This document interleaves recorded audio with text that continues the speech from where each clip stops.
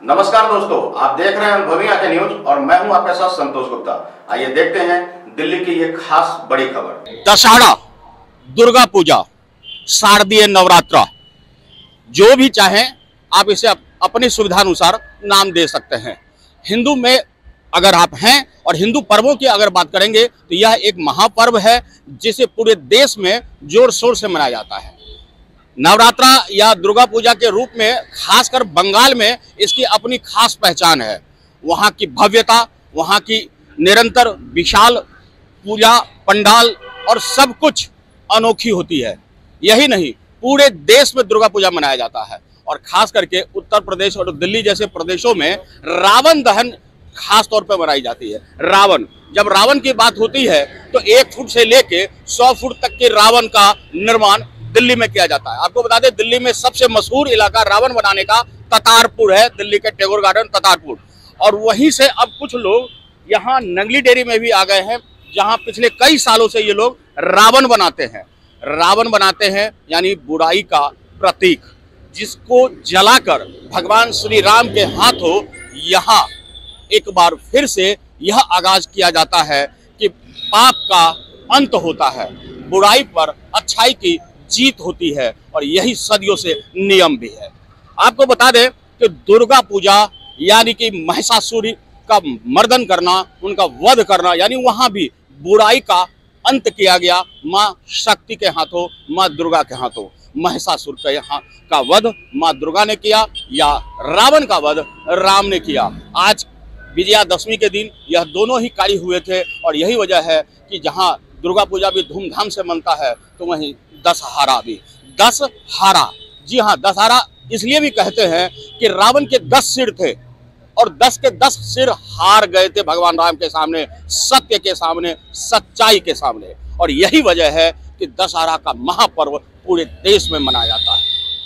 आपको एक दिलचस्प घटना भी बताएंगे कि कुछ जगह आज भी ऐसा है जहां हनुमान जी की पूजा नहीं होती है।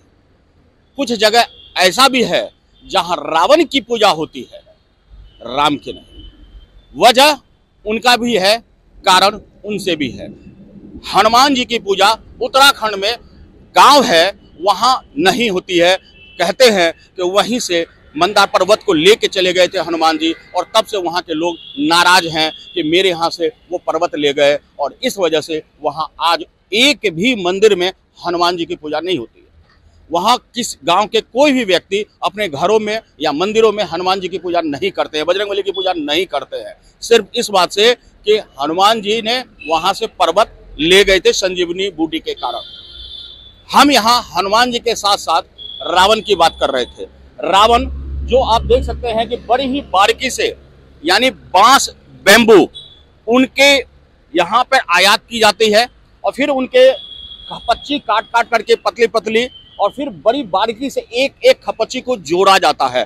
सिर बनाया जाता है, नाक बनाया जाता है, मुंह बनाया जाता है और इतनी बारीकी से मेहनत करने के बाद इन्हें मिलता क्या है? तो हम जानते हैं इस कारीगर से कि आखिर इस रावण को बनाने में कितना वक्त लगता है, कितनी लागत लगती है और क्या कुछ कमा पाते हैं ये। क्या नाम है आपका? आकाश। आकाश जी, इस एक रावण को बनाने में लगभग 30-40 फुट के एक रावण को बनाने में कितना वक्त लगता है? कम से कम 2-2.5-3 महीने। 2.5-3 महीने। और कितने लेबर लग जाते हैं उसमें?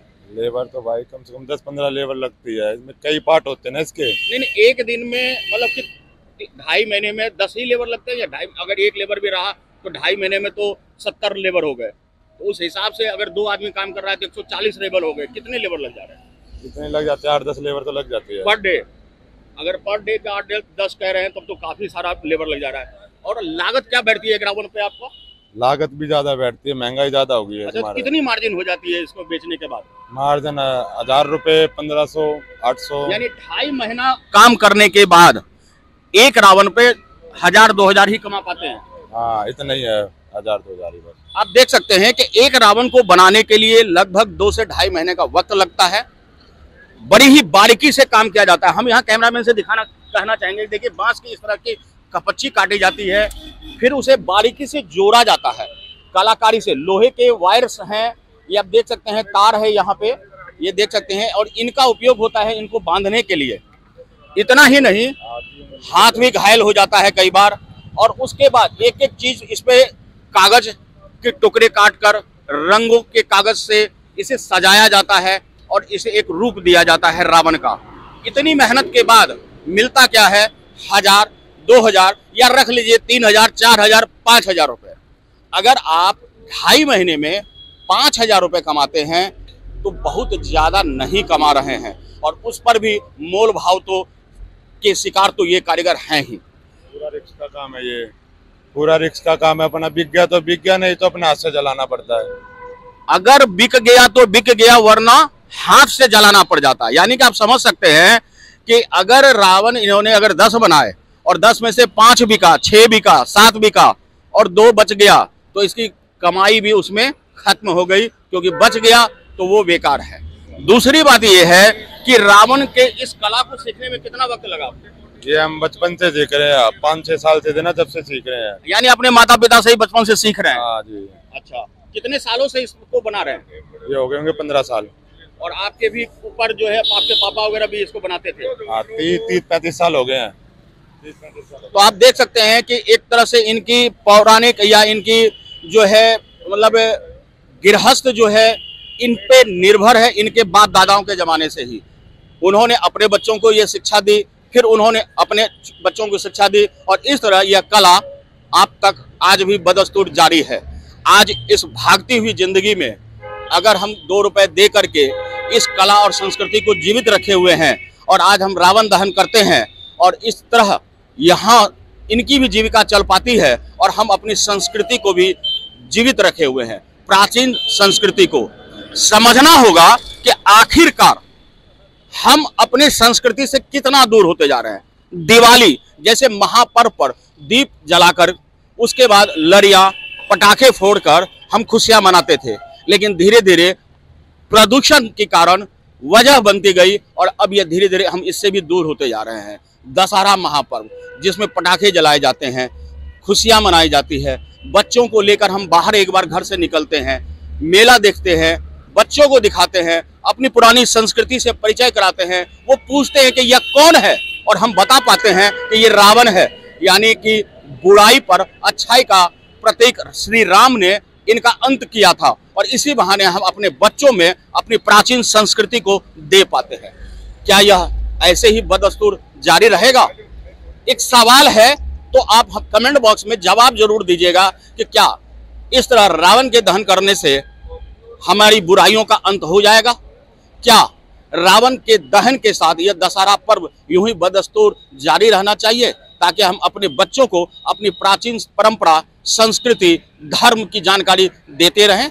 एक बहाना ही तो है, लेकिन यह बहाना बेहद पवित्र है, यह बहाना बेहद वाजिब है, ताकि आप अपने बच्चों को बता सके, आपके बच्चे अपने बच्चों को बता सके कि यह पर्व है राम और रावण का ही नहीं, बुराई पर अच्छाई का प्रतीक है। और इसी परंपरा को बनाए रखने के लिए, इसी संस्कृति को बनाए रखने के लिए जरूरी है कि इस तरह के महापर्व होता रहे। दुर्गा पूजा हम मनाते रहें, ताकि संस्कृति के साथ बता सके कि कभी भी बुराई अच्छाई पर नहीं जीत सकती है। और इसलिए महिषासुर का मर्दन एक दुर्गा जैसी शक्ति ने किया था, और यह सब जारी रहेगा तब तक जब तक आप अपने बच्चों को यह संस्कार दे पाएंगे कि देखो और जानो और समझो।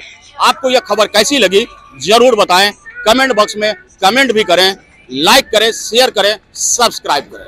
आज के लिए इतना ही। बने रहे हमारे साथ और देखते रहे अनुभवी आंखें न्यूज, खबर भी असर भी।